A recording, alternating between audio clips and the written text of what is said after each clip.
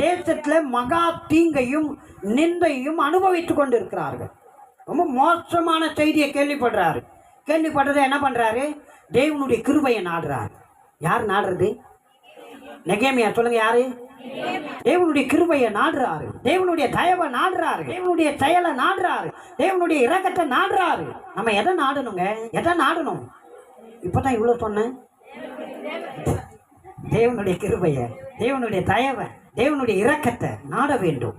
நெகேமியா உபவாசித்து ஜபம் பண்ணி ஆண்டவர் கிருபையை நாடுனதுனால நெகேமியான் மேல கர்த்தருடைய தயவுள்ள கரம் வந்து இறங்கியதான். தயவுள்ள கரம் வந்து இறங்குது.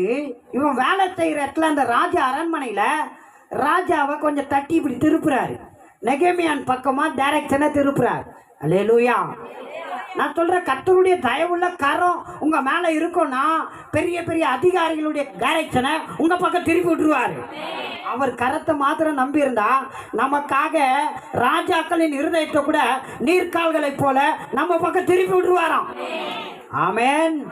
நீங்கள் கவலையப்படாதீங்க.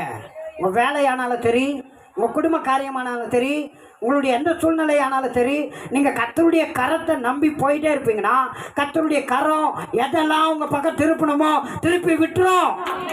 ஆமென். தேவனுடைய தயவுள்ள கரம் என் மேலே இருந்ததினால தான் இந்த ராஜா எனக்கு என்ன பண்ணியிருக்கிறாரு?